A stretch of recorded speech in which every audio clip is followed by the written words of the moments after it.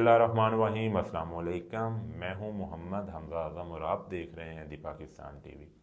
नाजरीन, आज की वीडियो में मैं रोशनी डालूंगा फ़लस्तीन और इसराइल का असल मामला क्या है, यहूदी फ़लस्तीन में कैसे आए, यहूदी दुनिया की इतनी समझदार कौम क्यों तस्वर की जाती है, मोसाद कहाँ नाकाम हुई, मोसाद जो कि यहूदियों की एक बेहतरीन खुफिया एजेंसी है वो कब नाकाम हुई, कैसे नाकाम हुई और उसके नाकाम होने के बाद उनका क्या हाल था, और ये तूफ़ानुल अक्सा ऑपरेशन है क्या, और यूरोप में बसने वाले यहूदी अरब की सरजमीन पर कैसे आए।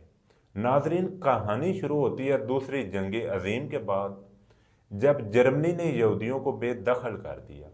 अब यहूदी कश्तियों पे पूरी दुनिया का चक्कर लगा रहे थे। उस वक्त अक़वाम मुत्तहिदा ने अपील की कि इन्हें मिडल ईस्ट में एडजस्ट किया जाए, जिसके बाद फ़लस्तीन ने उनके लिए अपने दरवाज़े खोले। फ़लस्तीन ने उन पर रहम खा के उनके लिए अपने दरवाज़े खोले।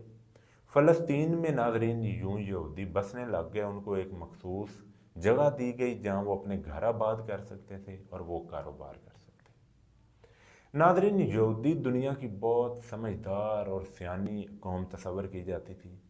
वो मीडिया, रियासत और टेक्नोलॉजी पर बहुत ज़्यादा असर व रसूख रखते थे और वो दुनिया को अपने काबू में करना चाहते थे। नाजरीन, तूफ़ानुल अक्सा ऑपरेशन, ये हमास एक जमात है, उसने ये शुरू किया।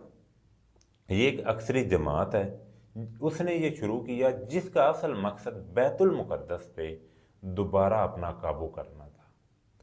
नाजरीन, ये ऑपरेशन इसराइल के सख्त सिक्योरिटी वाला जो इलाका है, जहाँ उनके हज़ारों नौजवान ड्यूटी कर रहे थे, और उनकी बेहतरीन जो खुफिया एजेंसी मोसाद है वो क्योंकि गज़ा की पट्टी पे काफ़ी ज़्यादा असर व रसूख रखती थी। नाजरीन, जब उनकी नाक के नीचे से हमास के इतने बड़े हमले की प्लानिंग की गई और उसको एग्जीक्यूट भी किया गया, नाजरीन जो इसराइल के बाद बेहतरीन फोर्सेस थी और उनका बेहतरीन डिफेंस सिस्टम जब नाकाम हो गया इस हमले के बाद, इसराइल के पास इतने जब वसाइल वाले फोर्सेस और उनका डिफेंस सिस्टम और उनकी खुफिया एजेंसी जब सब कुछ नाकाम हो गया और उन्होंने अपनी नाकामी समझ ली और अपने होश वो खो बैठे, उस वक्त नाजरीन जैसे ये हमला हुआ तो इसराइल के वज़ीर आज़म ने मुल्क के हालात जंग में होने का ऐलान कर दिया। अपनी नाकामी के बाद जब उन्हें पता चल गया कि अब हमारे बाकी सिस्टम तो नाकाम हो चुके हैं, तब उन्होंने जंग का ऐलान कर दिया, जिसके बाद इसराइल ने गज़ा के अंदर अपना ऑपरेशन लॉन्च कर दिया। अब जब उन्होंने देखा कि हम नाकाम हो चुके हैं तो उन्होंने अपना ऑपरेशन लॉन्च कर दिया, जिसके बाद नाज़रीन दुनिया दो हिस्सों में तकसीम हो गई। हर मुल्क अपने मफाद को मद्देनज़र रख के बयान दे रहा है।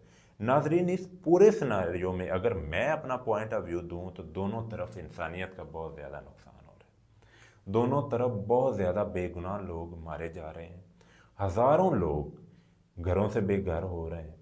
नाजरीन, दुनिया को इस मामले को मज़ीद भड़काने की बजाय इस मामले को सुलझाना चाहिए और इस मामले को अक़वाम मुत्तहिदा की जो करारदादें हैं उनके ज़रिए इस मामले को हल करना चाहिए। नाजरीन, खून जिसका भी हो उसका रंग लाल होता है और हमें इस आग को मज़ीद बढ़ावा देने के बजाय इस आग को बुझाने की तरफ जाना चाहिए। अगर हम दुनिया में को एक पुरअमन दुनिया बनाना चाहते हैं, नाजरीन यहाँ जो भी जिसका भी कसूर है, लेकिन हमें और दुनिया को अपना किरदार ये अदा करना चाहिए। मेरा जो पॉइंट ऑफ व्यू ये है कि हमें इस मामले को, इस आग को भड़काने के बजाय इस आग को बुझाने की तरफ अपना ध्यान देना चाहिए, क्योंकि नाजरीन अगर ये मामला ऐसे ही चलता रहा तो बहुत ज़्यादा जानी नुकसान होगा, माली नुकसान होगा और बहुत ज़्यादा बेगुनाह लोगों का नुकसान होगा। इसके साथ मुझे इजाज़त दें और हर वीडियो के एंड पे जैसा कि मैं कहता हूँ कि हर वक्त अपने मुल्क पाकिस्तान की सलामती के लिए दुआ गो रहना चाहिए। अल्लाह पाक हमारे मुल्क पाकिस्तान